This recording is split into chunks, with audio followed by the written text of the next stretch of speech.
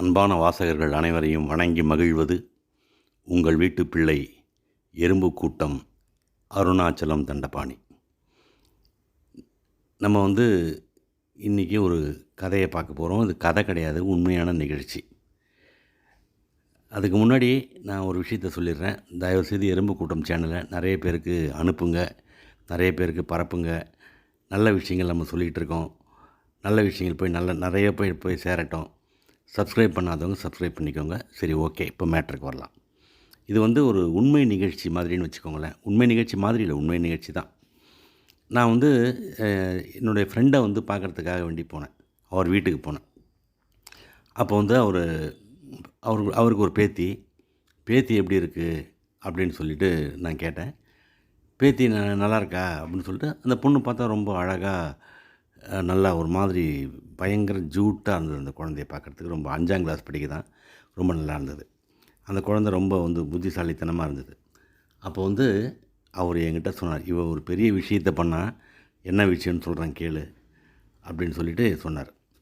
இவளை நான் டெய்லி ஸ்கூலில் கொண்டு போய் விடுவேன். ஸ்கூலில் கொண்டு போய் விடும்போது டெய்லி நான் இங்கே பக்கம் தான் இடத்துல வேண்டி நான் எதுவும் 2 வீலர்லாம் போக மாட்டேன். நான் அவளை கை பிடிச்சி நடத்தையே கூட்டின்னு வந்துடுவேன். பக்கம்தான் ஸ்கூல் அப்படின்னு சொன்னார். அவளுக்கு காலையில் எழுந்த உடனே நான் தினமும் பாரதியார் கவிதைகள் சொல்லித் தருவேன். அந்த பாரதியார் கவிதைகளில் நிறைய பாட்டு சொல்லித் தருவேன். சின்னஞ்சிறு குருவி போலே அது மாதிரி நிறைய பாட்டு சொல்லித் தருவேன். நான் கூட அவளுக்கு டெய்லி உட்காந்து ஒரு 20 நிமிஷம் பாரதியார் கவிதைகளில் ஒரு பாட்டு நான் சொல்லித் தருவேன். அவள் பேசாமல் அழகாக கேட்டு பாடுவாள். அதில் அவளுக்கு ஒரு மாதிரி நிறைய சிந்தனை பண்ண ஆரம்பிச்சிட்டா. நிறைய சிந்தனை, எல்லா கேள்வியும் கேட்பா. அவள் கேட்குற கேள்விக்கெலாம் நம்மளால் தர்ம சங்கடமாக பதில் சொல்லவே முடியாது.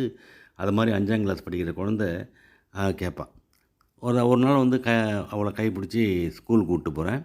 மரத்தடியில் ஒரு கிளி ஜோசியக்காரர் உட்காந்தார். அவர் பக்கத்தில் ஒரு பெட்டி வச்சுன்னு உட்காந்தார். அதை பார்த்து, இந்த பெட்டிக்குள்ளே என்ன இருக்குது தாத்தா, இவர் யார், ஏன் இங்கே ஒரு பெட்டியை வச்சுட்டு உட்காந்துருக்காரு தினமும் அப்படின்னு கேட்டார். நான் சொன்னேன், அவர் கிளி ஜோசியக்காரர், அந்த பெட்டிக்குள்ளே ஒரு பச்சை கிளி இருக்குது அப்படின்னு சொல்லிட்டு நான் சொன்னேன்.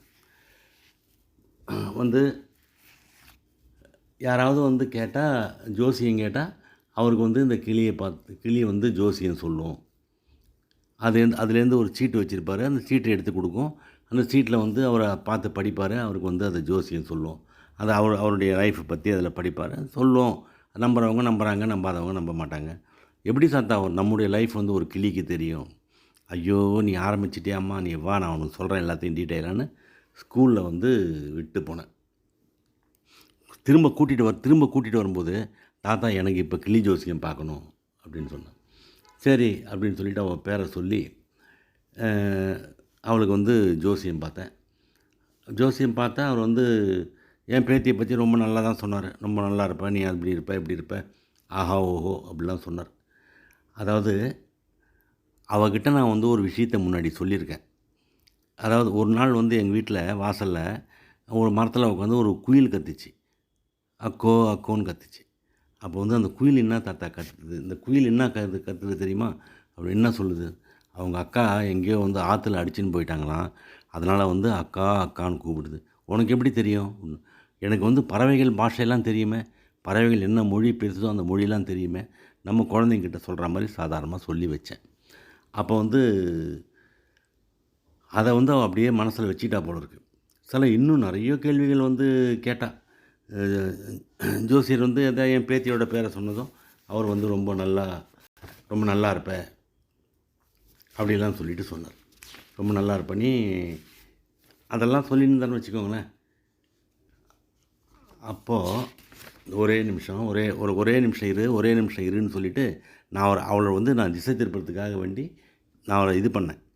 அப்போ அவர் அந்த ஜோசியக்காரர் என்ன பண்ணார், சரி இவ என்ன கேட்பாளோ, ஏதாவது கேட்டுட்டாலாம் என்ன பண்ணுறதுன்னு எனக்கு ஒரு பயம்.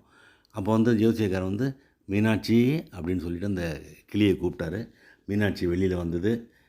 என் பேத்தி பேருக்கு ஒரு சீட்டு எடுத்து கொடுத்தது. கொடுத்த உடனே அவள் பேரை சொல்லி அவர் சீட்டு எடுன்னு சொன்னார். சீட்டு எடுத்து கொடுத்தது. 2 நெல் எடுத்து அந்த கிளியோட வாயில் வச்சார். கீ அப்படின்னு கத்திட்டு போயிடுச்சு. உள்ளே போய் உட்காந்துருச்சு அந்த கிளி. தினமும் ரொம்ப நல்லா என் பேத்தியை பற்றி அப்படி இருப்பேன் இப்படிலாம் சொல்லி இது பண்ணார். அதாவது தினமும் வந்து அந்த பக்கத்தில் நாங்கள் போயிட்டு வரும்போது, இன்றைக்கி எங்கள் அப்பாவுக்கு பார், இன்றைக்கி எங்கள் அம்மாவுக்கு பார், இன்றைக்கி பாட்டிக்கு பார், இன்றைக்கி உனக்கு பார், இன்றைக்கி வந்து எங்கள் மாமாவுக்கு பார், சித்தப்பாவுக்கு பார், எல்லோரும் நானும் அலுத்து போயிட்டேன். அந்த நான் வருவேன்னு சொல்லிட்டு அந்த கிளி ஜோசியக்கார் டெய்லி உட்காந்துருப்பார் போல இருக்குது. எல்லாருக்கும் பார்த்தாச்சு, எல்லாருக்கும் எல்லாம் பண்ணியாச்சு. அது அது அதை வந்து எப்படி எனக்கு சொல்கிறதுனே தெரியல. தினமுமா ஒருத்தன் கிளி ஜோசியத்துக்காரங்கிட்ட போய் உட்காந்துருப்பான். வேண்டாமா, இல்லை இல்லை இன்றைக்கி பார்க்கணும், இன்றைக்கி பார்க்கணும், இன்றைக்கி பார்க்கணுன்னு ஏறக்குறைய ஒரு 10 நாள் நாங்கள் வந்து ஒரு 10 பேருக்கு வந்து அந்த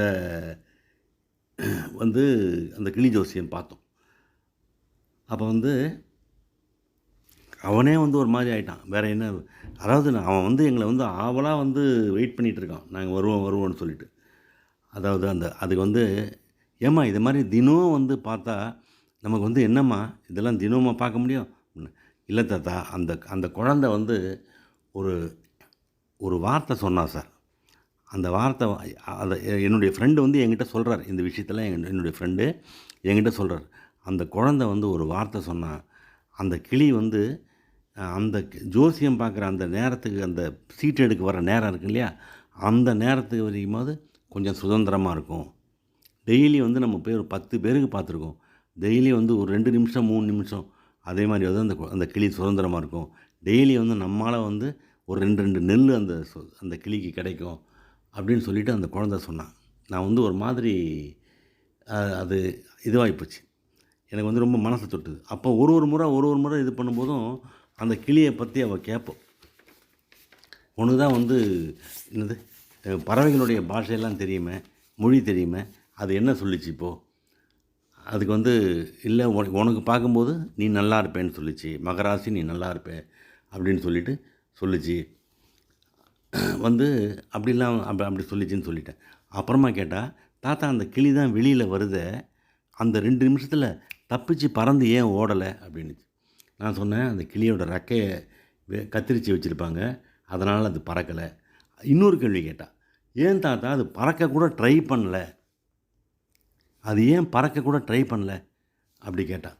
ட்ரை பண்ணலாம்ல, அந்த சிறகெல்லாம் அடித்து பார்க்கலாம்ல, ஏன் பறக்கக்கூட ட்ரை பண்ணல அது அப்படின்னு சொல்லி கேட்டவுடனே நான் சொன்னேன், அது வந்து நம்மளால் பறக்க முடியாது அப்படின்னு அதுக்கு தெரிஞ்சு போச்சு, ஏன் வீணாக முயற்சி பண்ணணும்? பறந்து போய் சாப்பாடு தேடுறதை விட அடிமையாக இருந்தாலும் நமக்கு இங்கே 2 நெல் ஏற கிடைக்குது, எதுக்கு வீணாக வெளியில் போகணும் அப்படிங்கிற ஒரு சோம்பேறித்தனம் தான் அப்படின்னு சொல்லிட்டு நான் சொன்னேன். மறுநாள் வந்து நாங்கள் என்ன பண்ணோம், ஜோசியரை வந்து கடந்து போகிறோம். இன்றைக்கி நாங்கள் எதுவும் பார்க்கல. ஆனால் வந்து ஒரு நாள் பார்க்கும்போது அந்த ஜோசியர்கிட்ட போய் நின்றுடுவோம். என்னமோ தெரியல, அந்த கிளி மேலே அவளுக்கு ஒரு ஆசை. ஜோசியரை கடந்து போகும்போது, இரு தாத்தா இவங்க என்ன கேட்குறாங்க பார்க்கலாம் அப்படின்னா, சரி குழந்தை கேட்குறாளேன்னு சொல்லிவிட்டு நான் வந்து பேசாமல் நின்னேன். நம்ம சரி பேசாமல் நின்போது அந்த உட்காந்து வந்து ஒரு அம்மா கேட்டாங்க. அந்த ஜோசியர்கிட்ட கேட்டேன். அது மாதிரி வந்து அவங்க பேரை சொன்னாங்க, அவங்க புருஷன் பேரை சொன்னாங்க. சொல்லிவிட்டு அதுக்கு வந்து அவங்க அழுதாங்க. அழுதுட்டு, எங்கள் வீட்டுக்காரரு செய்யாத ஒரு தப்புக்காக ஜெயிலில் இருக்கார், எப்படி வந்து அவர் வந்து எப்போ வந்து வருவார் தெரியல அப்படின்னு சொல்லிவிட்டு அந்த லேடியை அழுதாங்க. அப்புறம் வந்து இவர் மீனாட்சியை கூப்பிட்டாரு. மீனாட்சி வெளியில் வந்தது, ஒரு சீட்டை எடுத்து கொடுத்தது, நெல்லை வாங்கிச்சு, உள்ளார போயிடுச்சு. அதாவது வந்து உள்ளார போயிடுச்சின்னு உள்ள உடனே அந்த கிளி வந்து கீன்னு கத்திட்டு உள்ளே போச்சு. அப்போ வந்து, ஏன் தாத்தா இப்போ அந்த கிளி அது எதுக்கு கத்துச்சு, இப்போ என்ன அது சொல்லிச்சு, அவனுக்கு தான் பாஷை தெரியுமே, மொழி தெரியுமே, சொல்லு. அதுக்கு வந்து நான் சொன்னேன், நானே இங்கே ஜெயிலில் தான் இருக்கேன், இவர் புருஷன் எப்போ வருவார்னு எனக்கு என்ன தெரியும் அப்படின்னு சொல்லுது அப்படின்னு. ஐயோ அப்படின்னு சொல்லிட்டு அப்படியா தாத்தா சொல்லுது, அப்படியா தாத்தா சொல்லுதுன்னு சொல்லிட்டு அந்த பொண்ணு கேட்டாள். சரி, கேட்ட உடனே நான் ஆமாம்மா அப்படி தான் சொல்லுது அப்படின்னு சொல்லிட்டு நான் சொன்னேன். எங்கள் அந்த பேத்தி வந்து ஒரு மாதிரி என்னை பார்த்தா, உண்மை தாத்தா அது நீ சொல்கிறது உண்மை, அந்த கிளி அதுதான் சொல்லியிருக்கோம், நானே இங்கே உள்ளே இருக்கேன், வந்து இவ புருஷன் எப்போ வருவான்னு எனக்கு என்ன தெரியும் அப்படின்னு சொல்லிட்டு தான் சொல்லியிருக்கோம். நீ சொல்கிறது கரெக்ட் தாத்தா, உனக்கு நிஜமாகவே அந்த பாஷையெல்லாம் தெரியுது தாத்தா அப்படின்ட்டு. இவரை வந்து தாத்தா நீங்கள் பாருங்களேன், இவரை வந்து மிருகவத சட்டத்தில் தூக்கி உள்ளே போட போகிறாங்க தாத்தா. இதெல்லாம் உனக்கு எப்படி தெரியும்? நான் தான் டிவி பார்க்குறேன், பேப்பர்லாம் படிக்கிறேன் தாத்தா. இவர் வந்து வந்து மிருகவதை சட்டத்தில் தூக்கி உள்ளே போட போகிறாங்க அப்படின்னு சொல்லிட்டு சொல்லிச்சு. அந்த பொண்ணு அந்த அந்த இது பார்த்தாங்கல்ல, ஜோசியம் பார்த்தாங்கல்ல, அவங்க வந்து சாமி நானும் அந்த இவர்கிட்ட ஜோசியர்கிட்ட சொல்கிறாங்க. அந்த அந்த பொம்பளை அந்த புருஷன் உள்ளே போயிருக்குன்னு சொல்லிட்டு ஜோசியம் பார்த்தாங்களே, அந்த பொம்பளை வந்து ஜோசியர்கிட்ட சொல்கிறாங்க, சாமி நானே ரொம்ப சாப்பாட்டுக்கு கஷ்டப்படுறேன் சாமி, எனக்கு என்ன தான் பண்ணுறதுனே தெரில அப்படின்னு அழறாங்க. அதுக்கு உள்ளே இருந்த கிளி திரும்ப ஒரு முறை கீ அப்படின்னு கத்துச்சு. அப்போ வந்து என் பேத்தி கேட்டுச்சு, தாத்தா இப்போ அந்த குருவி அந்த கிளி என்ன சொல்லுது தாத்தா?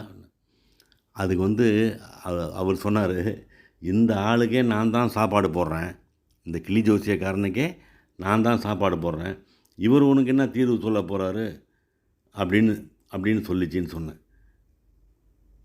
எப்படி அப்படின்னு சொல்லிட்டு சொன்ன உடனே என் மூஞ்சை பார்த்து என் பேத்தி ஒரு மாதிரி சிரிச்சா சார் அப்படின்னு அவர் என்கிட்ட சொன்னார். அப்புறம் வந்து கொஞ்ச காலம் பொறுத்து பார்த்தேன், அவர் பார்த்தா மரத்தடியில் இல்லை. இது எங்கே போயிருப்பார் அப்படின்னு சொல்லி என் பேத்திக்க, இவர் எங்கே தாத்தா போயிருப்பார்? வேறு எங்கேயாவது போயிருப்பார், இப்போ தான் வந்து இங்கே எல்லாருக்கும் வந்து இது பார்த்தாச்சு போல இருக்குது, வேறு ஏதாவது மரத்தடியில் போய் உட்காந்துருப்பார் அப்படின்னு சொல்லிட்டு நான் சொல்லிவிட்டு அப்படியே ஒரு வாரம் 10 நாள் ஆகிப்போச்சு. அப்புறம் திடீர்னு ஒரு நாள் பார்த்தா அவர் எங்கள் ஃப்ளாட்டில் செக்யூரிட்டியாக வந்து வேலைக்கு சேர்ந்துட்டார். என்ன பண்ணுறது? அவர் பாவம், அவருடைய கஷ்டம்.